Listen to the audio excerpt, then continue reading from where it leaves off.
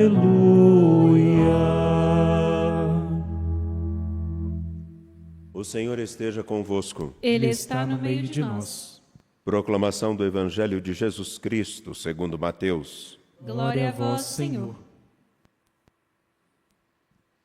Naquele tempo, disse Jesus aos seus discípulos: Vós ouvistes o que foi dito: amarás o teu próximo e odiarás o teu inimigo.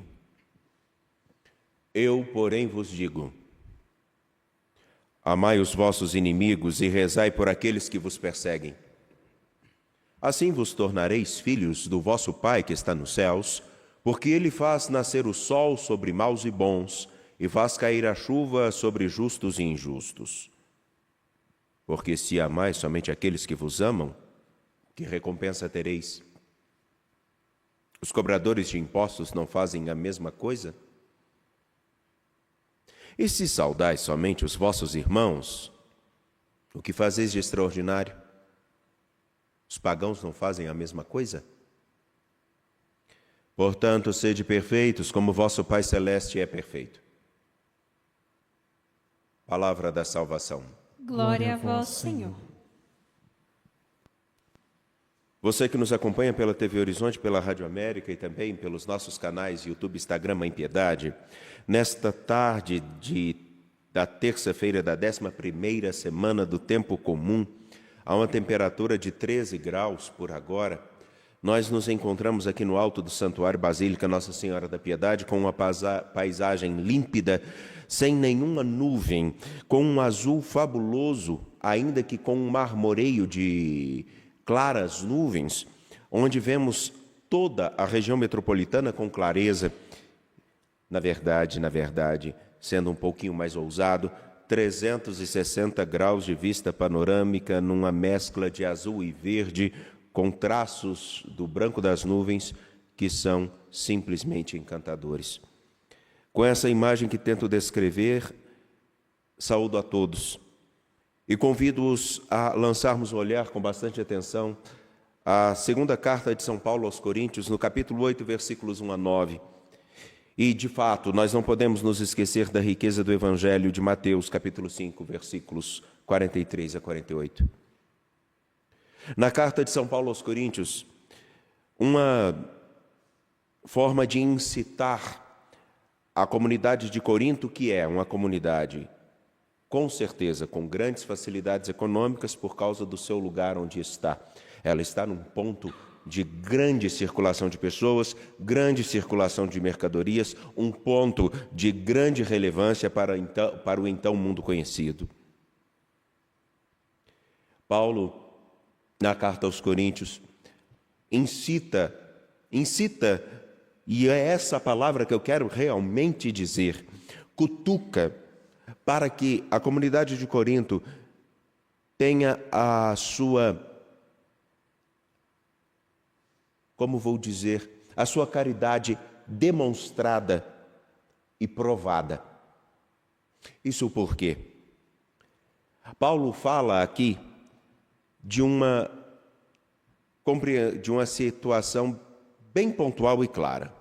A comunidade de Jerusalém passa por grandes dificuldades financeiras.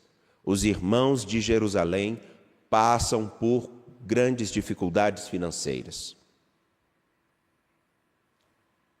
E por isso, Paulo começa, inclusive, se não me engano, por estímulo e conselho da própria comunidade de Corinto, a fazer uma coleta entre todas as igrejas ou todas as comunidades, todas as igrejas espalhadas pelo então mundo conhecido, para que fazendo essa coleta, conseguissem ajudar a comunidade de Jerusalém a se manter e suster-se.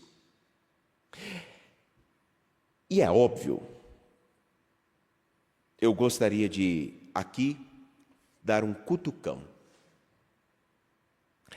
A comunidade de Corinto agora, que incentivou Paulo a realizar essa coleta, agora ela é instigada da seguinte maneira: vejam bem, meus irmãos, Nós queremos deixar vocês cientes que as comunidades, as igrejas da Macedônia, que passam por dificuldades financeiras, passam por grandes tribulações, foram de extrema generosidade e liberalidade, porque as comunidades da Macedônia, que passam grandes dificuldades, elas fizeram uma coleta que nos surpreendeu.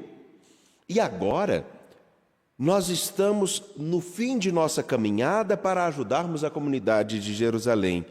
E então agora, apresentando a vocês que aqueles que eram mais necessitados foram generosos, estamos agora aguardando vocês que deram o conselho, que incentivaram para que essa coleta fosse feita, a darem também a contribuição de vocês. Vocês que são tão dotados de fé, tão eloquentes, dotados de uma ciência singular e de um zelo para tudo. E claro, a caridade de vocês agora tem um exemplo para demonstrar sua eficácia. Porque se aqueles que tinham pouco foram capazes de oferecer tanto, vocês também não poderiam oferecer algo? Porque vocês deram um conselho e não vão oferecer nada? É exatamente como aquele povo de nossas comunidades que é muito bom para dar conselho. É exatamente como aqueles cristãos que são ótimos para falarem o que nós devemos fazer. Dizem, mas não participam do que precisa ser feito. É claro que nem João, nem Luzia, nem Jéssica, nem Samuel e nenhum de nós que estamos agora de frente a esse texto conhecemos alguém assim, não é verdade?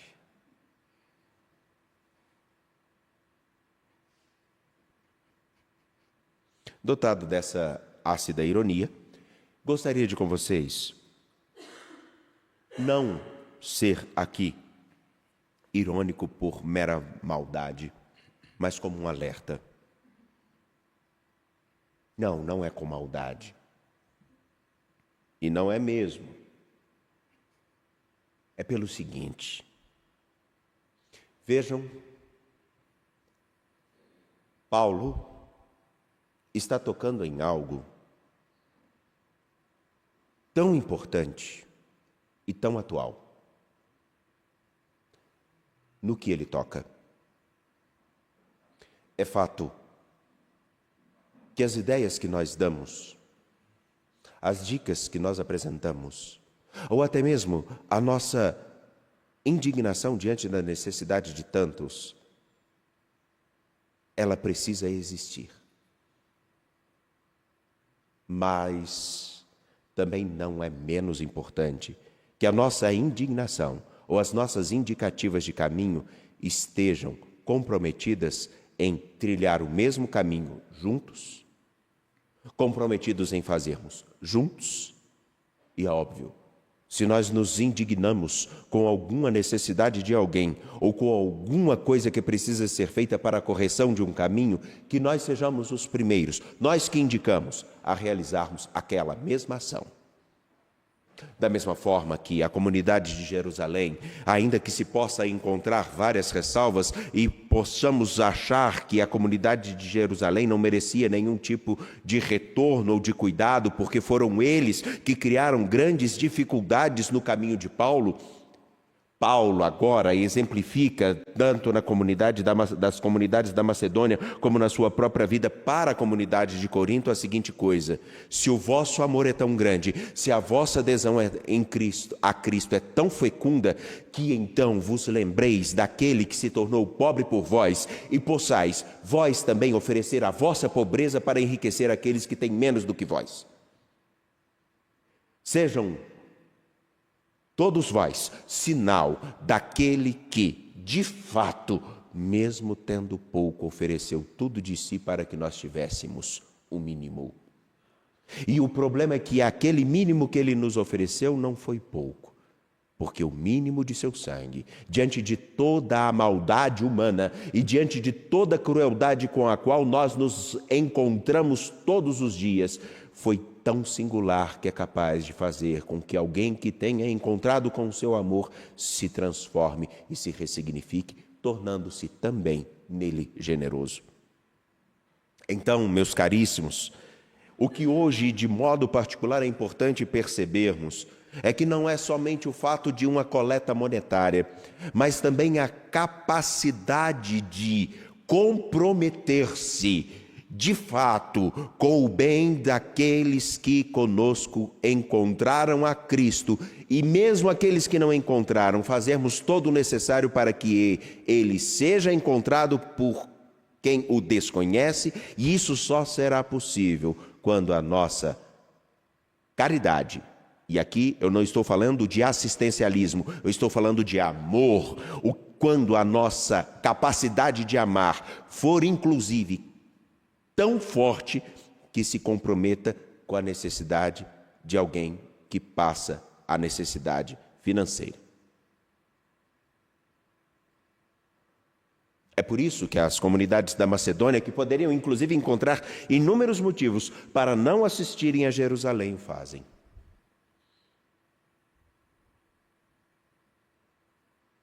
Eu sou testemunha de que esses irmãos, segundo os seus recursos, e mesmo além dos seus recursos, eles ofereceram mais do que tinham, por sua própria iniciativa e com muita insistência, nos pediram a graça de participar da coleta em favor dos santos de Jerusalém. Eles, a quem nós nem mesmo pedimos, se ofereceram para participar deste momento. E eles foram além das nossas expectativas, colocando-se logo à disposição do Senhor e também à nossa, pela vontade de Deus. Eles, de fato, que talvez não teriam nada para oferecer, deram em abundância. É por isso que mais tarde Paulo vai falar assim: Deus ama quem dá com alegria. Porque ele está falando daqueles que, não tendo de onde tirar, trabalharam e tiraram para suster a uma comunidade que precisava. Nós vivemos na lógica do tempo presente do descompromisso total. Não nos comprometemos com nossas comunidades através do dízimo. Não nos comprometemos com as nossas comunidades através de uma pastoral efetiva. Não nos comprometemos com nossas comunidades a partir de uma participação ativa. Achamos que somente o nosso tempo irá contribuir para que nós mantenhamos a luz, a água, o telefone, as despesas todas daquilo que nós usufruímos e exigimos. E não temos o mínimo compromisso de ajudar com aquilo que temos em nosso bolso ou em nossa conta. Mas é claro que não é somente isso.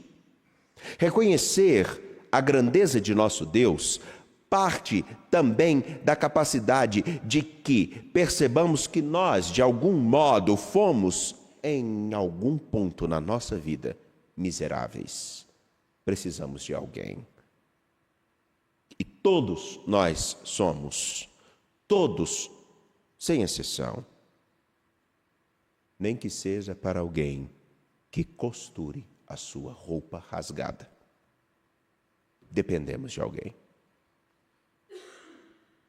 Mas aqui está mais do que isso, a liberalidade de oferecer não só uma palavra, não só o que tem, mas oferecer o que não se tem. Pode não se ter o dinheiro, mas se tem a dedicação. Pode não se ter a força, mas se tem o compromisso de ajudar a encontrar um caminho.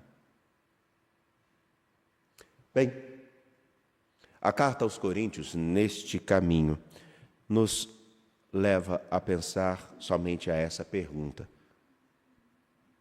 E eu a proponho. Será que nós temos a consciência do tanto que Cristo significa para nós, que assumimos na nossa história a vida dele, onde até aquilo que nós consideramos como nossa pobreza, dado, oferecido, como ajuda, como compromisso no dízimo, na oferta, na nossa história, na nossa comunidade, enriqueça alguém? Permitam-me apresentar uma experiência que tive. Numa das comunidades aonde vivi, como padre, nós tivemos uma festa muito significativa, muito bonita, que foi realizada para muitas pessoas, onde todos, ricos, pobres, poderiam participar sem nenhuma dificuldade. Todos teriam as coisas bem acessíveis. Conseguimos um recurso significativo para aquilo que era necessário realizar na nossa comunidade paroquial, e sobrou um pouco de carne, salsicha, arroz e molho de tomate. Bem, o que iríamos fazer com aquilo? Iríamos guardar para que depois pudéssemos fazer um outro evento, mas não teria condições, o prazo corria-se o risco de perder logo. Então, um grupo de pessoas falaram, podemos pegar esse pouco, fazer um arroz mais caprichado, completaríamos com uma coisa ou outra, e desse arroz, nós então iríamos distribuir para aqueles que estavam em situação de rua. Porque à época, não sei como está hoje, infelizmente, talvez até uma vergonha para mim, mas não sei, a região central de Belo Horizonte, as pessoas que estavam ali em situação de rua recebiam muita ajuda. E era preciso que atuássemos nas periferias. E então, nos outros pontos, não vamos fazer isso. E o que nós fizemos? Então, esse grupo de pessoas fez esse arroz que ficou uma delícia, um arroz maravilhoso. E montaram as marmitas bem acondicionadas, quentinhas, para serem distribuídas logo. E com alguns meninos, crianças das famílias, foram levar essas marmitex para outros lugares. Caríssimos, quantas pessoas fora da região central, independente se estavam em situação de rua, se eram dependentes químicos, isso não nos importa. O que importa é que eles receberam essa marmita e se alimentaram. Talvez tenha sido a alimentação daquele dia. Mas sabem qual foi o maior efeito? Não foi simplesmente o fato de termos ajudado aquelas pessoas. O maior efeito foi que, desde então, eu vejo sempre esses meninos crescidos, hoje, articulados com suas famílias, ajudando outras pessoas. Não só dando um alimento na rua. Os vejo envolvidos na pastoral, cuidando da comunidade, de pessoas da comunidade. Os vejo, tenho notícias de estarem dedicando-se a conhecer mais a fé, comprometidos com a sustentação, inclusive isso significa financeiramente, da sua comunidade paroquial e dando condições para que as comunidades menores pudessem crescer. E de modo bem particular, o que eu acho mais significativo é que aquilo que é um exemplo na prerrogativa do que Paulo nos apresenta. Eu fui e eu mostrei a vocês o Evangelho. Eu mostrei a generosidade a vocês que eu recebi de Cristo. E agora as igrejas da Macedônia apresentam a vocês, coríntios, aquilo que era significativo e que não era simplesmente dar um dinheiro. Eles deram de si para que a comunidade de Jerusalém se mantivesse, ficasse de pé. E é muito interessante que a comunidade de Jerusalém, em alguns membros, foram, como já disse, os responsáveis por criar uma grande confusão no meio cristão daquele primeiro tempo. Foram eles, alguns deles, que foram responsáveis por Paulo, num determinado momento, virar e falar assim: vocês trocaram Jesus Cristo por Apolo, por mim, por qualquer outro, mas vocês se esqueceram de Cristo, porque vocês estão brigando entre vocês, vocês estão fazendo cisâneas entre vocês, vocês acham que toda a espetacularização pela linguagem em línguas, seja porque alguns realizam milagres, vocês acham que tudo isso é o fundamental, mas o fundamento, Jesus Cristo, não existe, porque vocês são responsáveis por fazer com que outros tantos fiquem em dúvida se realmente Jesus Cristo os alcançou. Eles poderiam ver estes homens e essas mulheres como inimigos. E coisa que também não acontece no nosso meio, não é verdade? Vemos aqueles que se sentam em nossos bancos, em nossos pastorais, como inimigos. Porque não gostamos, fazemos o caminho de atrapalhar e não nos oferecemos. É triste perceber que, em alguns casos, por animosidades frívolas, fúteis, inúteis, mesquinhas, caminhos de evangelização, de cuidado com outras pessoas, de formação de outras pessoas, de celebração com outras pessoas, são prejudicados por causa de um coração completamente mesquinho que não oferece nem de si, nem a si, nem a Cristo. E se esquecem do trecho de Mateus capítulo 5, versículos 43 a 48. Vós ouvistes o que foi dito: amarás o teu próximo e odiarás o teu inimigo. Me parece que nós temos um tempo onde muitos estão nesse versículo 43b do capítulo 5. Amarás o teu próximo e odiarás o teu inimigo. Mas quem é o meu próximo? É aquele que gosto. É aquele que participa do meu clube. É aquele que está com a mesma linha ideológica que eu tenho. É do mesmo partido? Não. E quem é o meu inimigo? É o outro, aquele que faz parte de outro partido, tem outra compreensão de vida, aquele que é diferente de mim. Ele é meu inimigo. Então eu devo amar aqueles que são meus. E os teus que se explodam. E não foi isso que o Senhor disse. Eu, porém, vos digo: amai os vossos inimigos e rezai por aqueles que vos perseguem. Percebam a singularidade, a sutileza da liturgia exatamente apresentar. Se Macedônia sofreu com aqueles que foram fazer intrigas e gerar confusão lá nas suas casas, nas suas comunidades, eles poderiam simplesmente ignorar a necessidade da igreja de Jerusalém e falar que eles sumam.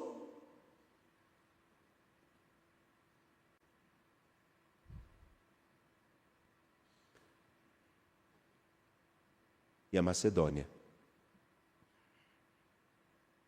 dá uma oferta material, eu estou falando material, de dinheiro, tão generosa que manifesta a grandeza do coração que queria ofertar mais do que o dinheiro, porque nas suas dificuldades eles não ofereceram somente o dinheiro, eles ofereceram a forma, a dedicação para conseguir o dinheiro, o pensamento, a articulação em conjunto. Eles ofereceram muito mais do que simplesmente algumas moedas. Porque se comprometeram com a vida, inclusive, daqueles que poderiam ser vistos como inimigos, mas antes de tudo eram seus irmãos. E não é à toa também que o Evangelho de Mateus toca nesse ponto exatamente falando daquilo que nós somos chamados a ser: igreja, comunidade de discípulos de Jesus. Como o início das cartas de São Paulo, em alguns momentos, em algumas traduções vão falar aos irmãos que estão em Corinto, aos santos de Corinto,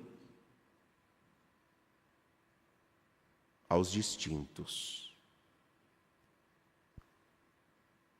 E então, eles dão o passo singular apontado por nosso Senhor Jesus Cristo, ainda que todos possam ter as suas inúmeras limitações, eles oferecem não só um dinheiro, eles oferecem o compromisso com nosso Senhor Jesus Cristo, traduzido num olhar compassivo para a necessidade dos seus irmãos, que não precisavam somente escutar o Evangelho, eles precisavam de alguém que, como Cristo, na sua pobreza, ofertasse o que tinham, o que podiam, para que eles pudessem ficar um pouco mais enriquecidos. Me permita. Você enriquece aos outros da sua pobreza, como Cristo fez? Ou você é indiferente à pobreza daqueles que não são teus amigos?